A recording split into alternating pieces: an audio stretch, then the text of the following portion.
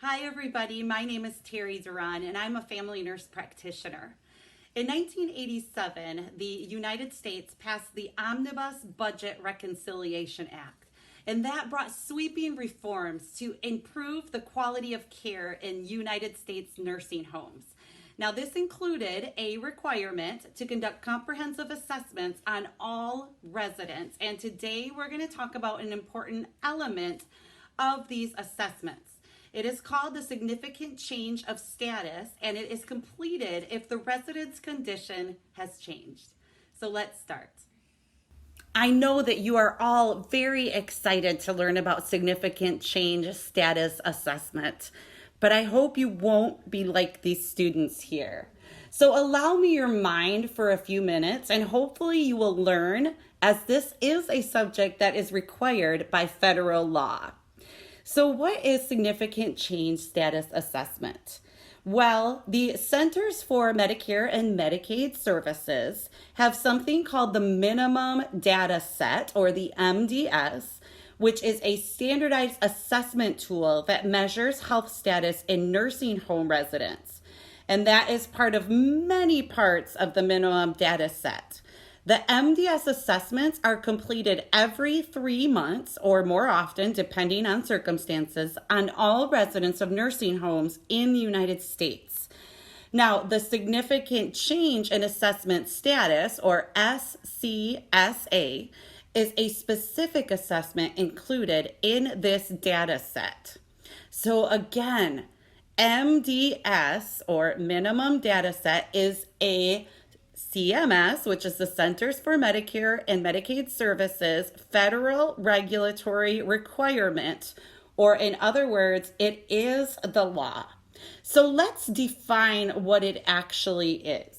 Now, a significant change is a major decline or improvement in a resident's status that will not normally resolve itself without intervention by staff or by implementing standard disease-related clinical intervention, is not self-limiting. It impacts more than one area of the resident's health status and requires interdisciplinary review and or revision of the care plan. Again, what is important about the significant change status assessment? Well, facilities have an ongoing responsibility to assess resident status and intervene to assist the resident to meet his or her highest practical level of physical, mental, and psychological well-being. It's important to remember that decline is not an expected process of aging, but it is a product of diseases or conditions of which, with appropriate intervention, loss can be minimized. Now, when is a significant change status assessment not required? Well, it is not required when a resident's condition is expected to return to baseline within a short period. For example, they had a surgery and they're expected to recover and move out of the long-term care facility, or a mild respiratory illnesses. Instances in which residents continues to make steady progress under the current course of care, reassessment is required only when the condition has stabilized. So again, it's not just decline, we're measuring improvement also. The third is instances in which the resident has stabilized but is expected to be discharged in the immediate future. The facility has engaged in discharge planning when the resident and family, and a comprehensive reassessment is not necessary to facilitate discharge planning. Improvement in two or more of the following, such as decision making, activities of daily living, which is also called ADL, are guidelines of types of common changes in residents for your team to use to evaluate a situation rather than a mandate to always code as a significant change. When is a significant change status assessment required? Well, if a resident's condition does not return to baseline, that means their normal level of functioning. The assessment should be completed as soon as needed to provide appropriate care to the resident, but no longer than 14 days after the determination was made that a significant change occurred. And again, remember, this could be decline or it even could mean improvement. When there are a consistent pattern of changes in either 2 or more areas of decline or 2 or more areas of improvement, if the resident would benefit from it. Every situation is unique, and basically the team would make that decision. When a terminally ill resident enrolls in a hospice program, a significant change status assessment must be completed. So this would be Medicare hospice or another structured hospice, and remains a resident at the nursing home. It is also required to be performed when hospice services are discontinued. So what defines 2 or more areas of decline? Now these answers are kind of technical, so I'm just going to give you some summaries. So number 1, a resident's decision-making ability that has changed.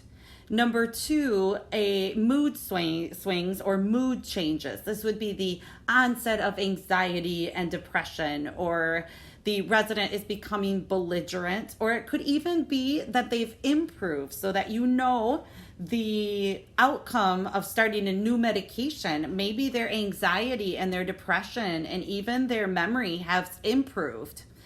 Others would be changes in frequency or severity of behavioral symptoms of dementia. So that would be indicate a progression of the disease. Any decline in physical functioning, and this would be ADL, which are the activities of daily living. So maybe a resident needs extensive assistance, or they have total dependence, or the activity did not occur since the last assessment and doesn't reflect the normal fluctuations in that individual's functioning. Another is residents' incontinence pattern changes. So maybe they have started to wet themselves or soil themselves, and they are now incontinent when they weren't before. Or there was a placement of an indwelling catheter. Also, the emergence of an unplanned weight loss problem. So this is defined as a 5% change in 30 days or a 10% change in 180 days. The emergence of a new pressure ulcer. So it would be a new deep tissue injury or worsening in pressure ulcer status. So this would be especially on their bottoms or on their heels. Or the resident begins to use this restraint of any type when it wasn't used before, or there is an emergent of a condition or disease in which a resident is judged to be unstable. Now, in addition to areas of decline, what defines 2 or more areas of improvement? So any improvement in these activities of daily living in their physical function, where now they're independent or they're only under supervision or there's limited assistance since the last assessment, because remember they're done every 3 months and it doesn't reflect normal fluctuations in that individual's functioning. The decrease in the number of areas where behavioral symptoms are coded as being present and or the frequency of a symptom decreases. The resident's decision making might improve and there are changes for the better. And now maybe the resident improves in their incontinence. They're not wetting themselves. They're not soiling themselves anymore. But it's important to always remember that if the team feels that the patient's condition requires the interdisciplinary review and management necessary to redefine the care plan, then the completion of a significant change in status is warranted. Now, again, why is this so important? Well, a change in a resident's condition may mean that he or she is at risk, and action can only be taken if changes are noticed and reported, and the earlier, the better. Changes that are not reported can lead to serious outcomes, and this includes medical complications, transfer to a hospital, or even death. So if we get into the more specifics, The physical changes that we want you to be watching for are any changes in walking. For example, how much assistance does the resident need with walking? Urination and bowel patterns. So the resident is urinating less frequency, which could mean dehydration or a sudden development of incontinence. The skin, a new rash, any redness or puffiness. Levels of weakness. So maybe the resident is having difficulty lifting his or her arm, or their face is drooping, or anything like that, which would indicate a stroke. Falls, the resident reaches for objects when in a wheelchair. Vital signs, the blood pressure is off, or the resident is breathing faster than normal. There's also specific non-physical changes to watch for, and this would be in their demeanor. A pleasant patient suddenly has sudden mood swings. Appetite, the resident is no longer interested in his or her food. Sleeping, they're sleeping a lot more than usual, or they're having more trouble sleeping. Speech would be the resident's speech is slurred. Any increase in confusion or agitation, so the resident is more confused or maybe becomes belligerent.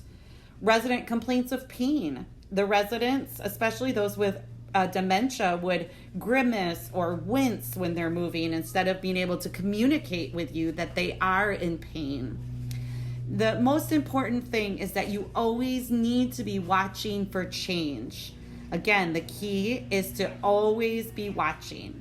Residents should be watched wherever they are all the time, and we all know the reality is that this is not always the reality that we have. But as often as you can, check in with the residents. Talk with others that provide care for your residents. So maybe the family members. Always listen to family members, because obviously they know the resident a lot better than we do. And they would be able to notice any changes in the resident status. And again, learn to notice a change early. Now, it's also important to recognize these changes. So maybe a shift-to-shift comparison. You've worked with somebody one day and the next day it's different. Make sure the needed equipment is available, and see if a change occurred in any of the residents' other vital signs. Now, who is responsible for these assessments? Well, frontline providers are the eyes and ears of the team, and especially the nursing assistants. They are the ones that see the residents most often. And residents in long-term care depend on them to notice changes. But also there's the receptionist, the occupational therapist, chaplains, volunteers, housekeeping staff. Other staff members and visitors are important observers. So the responsibilities of the nursing assistant is to recognize and report condition changes. Frequently observe the resident's conditions, symptoms, and vital signs. The off-going nurse should review the resident status with oncoming nursing assistants, and also inform findings to a nurse and request follow-up nursing action. If you need to, inform a nurse manager if the nursing follow-up does not occur. The staff nurse needs to recognize changes in the condition early also. They can assess the resident's symptoms, mental status, and physical function. They must concisely document descriptions of observations and symptoms and nursing response. Update a charge or supervisor if the resident's condition declines or doesn't improve within an expected period of time, because remember, you only have that 14-day window to complete this assessment legally. Report the resident's status to a healthcare practitioner as appropriate. The responsibilities of the charge nurse are to ensure residents are monitored consistently, so more of a supervisor role. Ensure residents are assessed accurately and in a timely manner.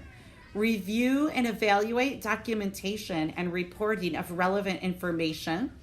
Ensure that relevant information is communicated to other members of the interdisciplinary team with responsibility for the resident's care.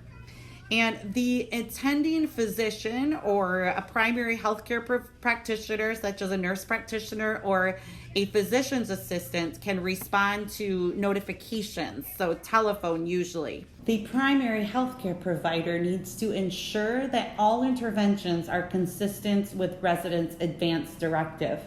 For example, if they have a do not resuscitate order, that means that no interventions are to be done to keep them alive, such as CPR or putting them on a ventilator. But when you get into more specifics, it's important to know, does the family want this person on a feeding tube? Do they want IV fluids to be given? Do they want antibiotics? When it was towards the end of my grandmother's life, we put her on comfort care, and basically that means no intervention was done. No antibiotics, no IV fluids. She got a urinary tract infection and actually passed away quite peacefully. So that is what needs to be known, not just by the healthcare provider, but by everybody, the nursing assistants, the nurses, and they can guide the healthcare provider. Also, the healthcare provider should visit the resident as needed, and they should avoid assuming that no news is good news. So they must remain in contact periodically until the resident's condition stabilizes and communicate with other practitioners involved in the resident's care as needed. There is a very helpful process to communicate with the healthcare provider that is used very frequently, and it is called the SBAR process. The S stands for situation, the B stands for background, the A stands for assessment, and the R stands for recommendation, the SBAR process. So in the S portion, the situation, you would identify yourself, you would identify the resident, you would state the problem, you would give a physical assessment report, and you would be brief and concise. Included in the background would be a brief medical history of the resident, the health care already provided, the medication list, allergies, vital signs, lab results, and their advance directive or code status. Now, this may include all of this information or just some of it. The assessment would be the findings, your take on the severity, and is this a life-threatening condition? And the recommendation would be what should happen next. What do you need? What should you do? What is the time frame? Let's look at a short example of the SBAR process. Now, in the S portion, which would be situation, Dr. J, this is Nurse S, calling from the long-term care facility. Resident C is experiencing confusion, weakness. When I go into his room, he looks sweaty and pale, and I believe that he is having chest pain as he is touching his chest and he's grimacing. Now, he is the 85-year-old from room C6. He has late-stage Alzheimer's, and he's usually pretty friendly and alert.